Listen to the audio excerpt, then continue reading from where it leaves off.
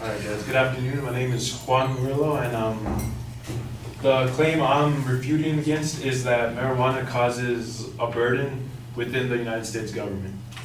Some of the claims that they make to support this argument is that it creates a financial burden for the U.S. It also creates some sort of medical impossibilities that can't happen without marijuana being classified as a drug 1 substance, and that it somehow affects the court system with minorities, and with already how much time it takes to go through any simple court session.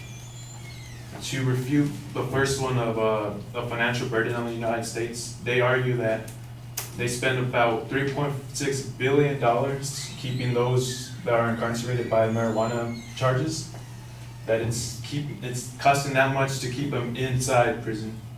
However, they don't state where they got this information from, and also another topic that they build off against is how much money that could be gathered from the legalization of marijuana. Using Colorado.gov for their source, they claim that there is roughly $250 million that was gained from marijuana taxes. However, what they failed to go against was exactly where that money was going to. They failed to show that only 15% is going to where it said it was going to go to, which is education in schools and public services. However, only 15% of what is gathered goes towards that, and the rest of the 95 goes towards the BEST program, which is practically what also funds the lottery, what gives grants out. So what it makes it harder for schools to get these grants, because it's basically putting that money that they gather into that fund so that they could give out those grants. A second claim that they give is that it has medical impacts on the field, that they won't be able to find medical benefits from it because it's illegal. However, chemotherapy patients already use it for that purpose, to deal with the nausea that chemotherapy has, to deal with stress, to feel relieved, to feel less anxiety, less depressed. This drug is already being used to deal with those types of illnesses or diseases. Also, they fail to mention the fact of medical issues that the users themselves are having. That they don't go into depth with information about their lungs, how it could affect memory loss, how it makes them impaired at driving as well. They fail to include that, and they fail to go over it in their topics. And also that, and when it goes towards the issues of minorities in prisons as well, and how long it takes for these court systems to go through, the way that they define minorities is with the use of the word "we." They don't go into which ethnic group they're talking about: Asian, African American, Mexican. They don't display what minority group or anything. And since their argument is based on a negative impact in the United States, the statistics they used are worldwide statistics, as in a percentage of minorities in prison. How much worldwide are there in prison? But there's no information as to which group, which country, or where this information is coming from. And also that, actually that's it.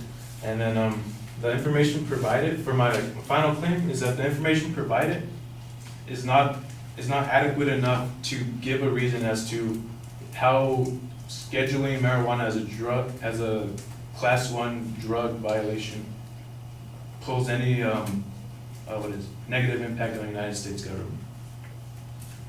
That's it.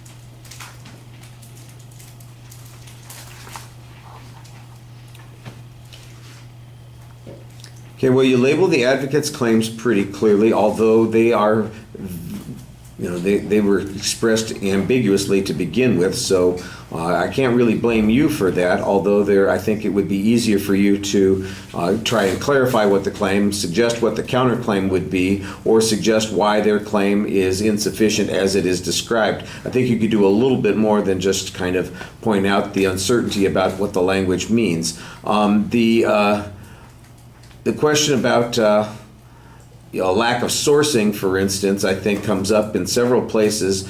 You mentioned that the advocate presents a piece of information, and then you say there's no source for this, we don't know where it comes from. At another spot, a similar kind of claim, you're saying it's worldwide, but we don't know the source. And I'm going, well, how do you know it's worldwide if you don't know the source? I don't know where that kind of information came from. On the financial issue, you basically kind of try to minimize Colorado's economic benefit that came from legalization by suggesting only a small amount of the money actually gets to the places where it's supposed to go, because it goes into this BEST program. Although the BEST program sounds in the long run like it is basically a grant program that requires schools to qualify to get that money. So in essence, they're not just giving it to any school, they're giving it to schools that are pursuing a particular kind of program. Why that is ineffective or why that's not appropriate was not explained. And so although you attempt to diminish the significance of that financial coup,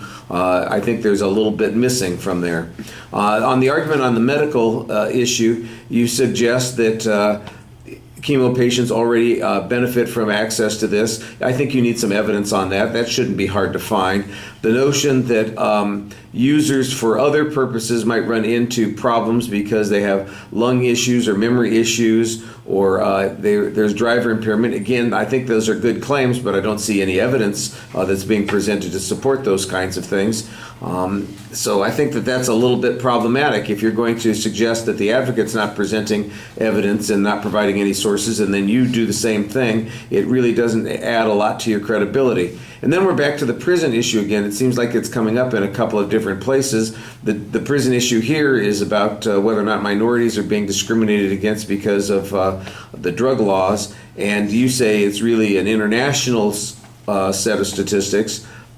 But I don't know why you believe that, especially since you told us that we don't know what their source is. So how could we tell whether it's an international statistic or not? I think that's a little bit problematic. Your general claim at the end that we don't really have enough grounds in order to be able to suggest that these things are safe, that's I think, a reasonable summary of what your position is, but I'm not sure that you've done a good job or an adequate job in finding enough information to raise those kinds of doubts. You had a couple of presses here and there and some information that offers slightly different conclusions, but like I said, you should be going, when you go after the evidence and the only charge that you make is that we don't know the source, well, I appreciate that, but I think you could do a little bit more to suggest that the evidence is problematic in some other way also. Okay, thank you.